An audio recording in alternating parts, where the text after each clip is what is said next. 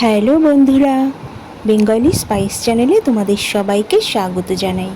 আজকে আমি তোমাদের সাথে শেয়ার করব অসাধারণ স্বাদের সয়াবিনের মুইঠা রেসিপি।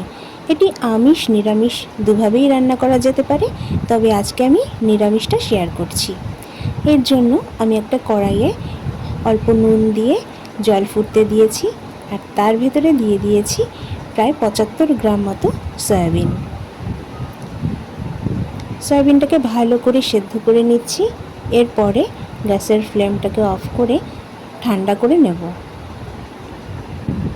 আর এখানটাতে আমি প্রায় 50 গ্রাম মতো ছোলার ডাল ভিজিয়ে রেখেছিলাম, সেটাকে আমি একটা মিক্সিং জারে দিয়ে দিচ্ছি। আর এর সাথেই দিয়ে দেব কয়েক টুকরো আদা। ভালোভাবে একটা স্মুথ পেস্ট করে নেব।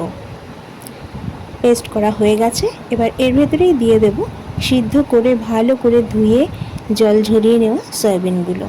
এবার এগুলোকেও আমি পেস্ট করব।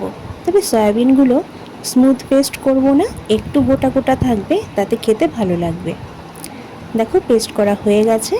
এবার আমি একটা বাটিতে নিয়ে নিচ্ছি। রেসিপিটি যদি তোমাদের ভালো লাগে লাইক কমেন্ট শেয়ার করো, আর সাবস্ক্রাইব করে চ্যানেলের পাশে থেকো।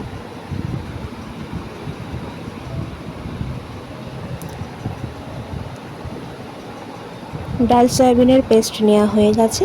এর ভেতর দিয়ে দিচ্ছি স্বাদ মতো নুন, হলুদ আর লঙ্কা গুঁড়ো। এবার এই সবটুকু আমি ভালোভাবে মেখে নেব।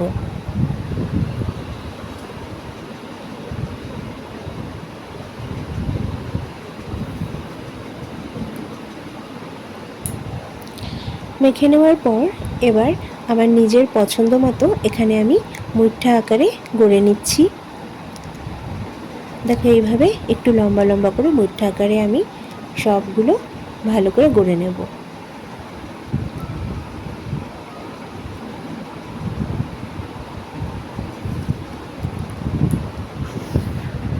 এই রেসিপিটি তোমরা বাড়িতে অবশ্যই ট্রাই করো, খুব ভালো লাগবে। দেখো সব কটা মুঠা গড়ে নেওয়া হয়ে গেছে। এবার এই মুঠার গ্রেভির জন্য আমি একটা মশলা বানাবো। তার জন্য মিক্সিং জারে দিয়ে দিচ্ছি একটা বড় টমেটোর অর্ধেকটা, দিয়ে দিচ্ছি কয়েক টুকরো আদা। ব্যাস এইটুকু ভালো করে পেস্ট করে নেব। আর এদিকে কড়াই বসিয়ে দিয়েছি, আর কড়াইতে দিয়ে দিচ্ছি পরিমাণ মতো সর্ষের তেল। এই রান্নাটা কিন্তু রিফাইন্ড তেলেও করা যাবে, তবে সর্ষের তেলে বেশি ভালো লাগে। তেল গরম হয়ে যাওয়ার পরে মুঠাগুলো আমি ছেড়ে দিচ্ছি। এগুলোকে ভেজে নেব।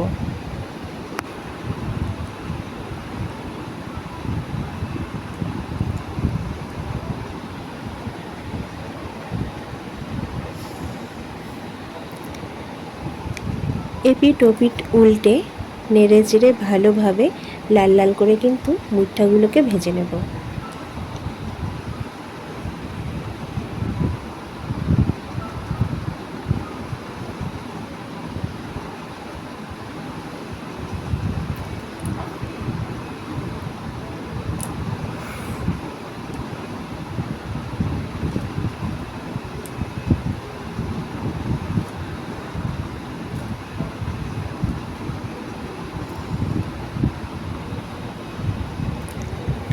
মুঠাগুলো লাল করে ভাজা হয়ে গেছে। এবার আমি তুলে নিচ্ছি।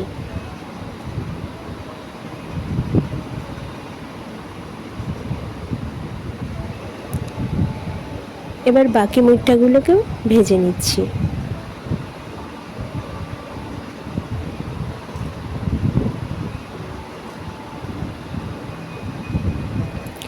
আর এক্সট্রা করে কোনো তেল দেব না। মুঠা ভাজার পরে যে তেল রয়েছে ওতেই বাকি রান্না হবে। আর এই যে মুঠাগুলো ভাজা হয়েছে ওগুলো কিন্তু শুধুও খাওয়া যায়। এবার ওই গরম তেলের ভেতরে তেজপাতা আর গোটা গরম মশলা ফোড়ন দিয়ে দিলাম। আর এবার দিয়ে দিচ্ছি যে পেস্ট করে রেখেছিলাম আদা আর টমেটোর পেস্ট, সেটা দিয়ে দিলাম। মিক্সিটা ধুয়ে একটু জলও দিয়ে দেব।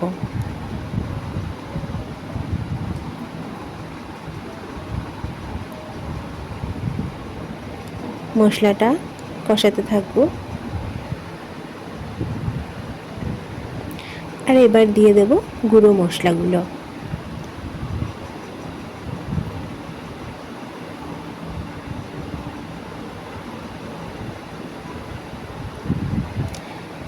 দিয়ে দিচ্ছি হলুদ গুঁড়ো, লঙ্কা গুঁড়ো, জিরে গুঁড়ো আর ধনে গুঁড়ো, সবই কিন্তু 1 চা চামচ দিয়েছি।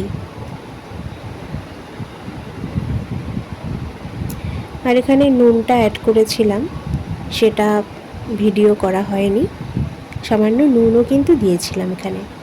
দেখো মশলাটা ভালোভাবে কষে গেছে, ওপর থেকে তেলও ছেড়ে দিয়েছে।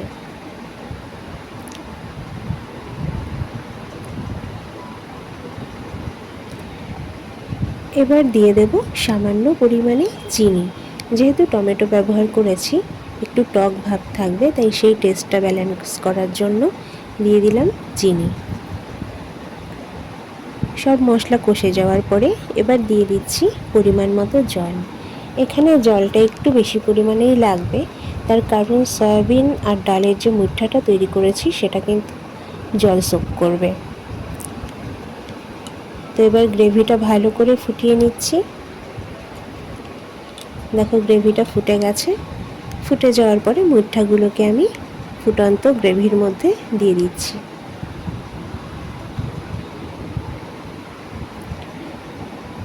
গ্রেভিটা অনেকটা ঘন হয়ে গেছে, যতটা পরিমাণে দরকার ততটা পরিমাণেই কিন্তু এখন গ্রেভি রয়েছে। সব শেষে গরম মশলাগুলো ছড়িয়ে দিয়ে নামিয়ে দিলাম।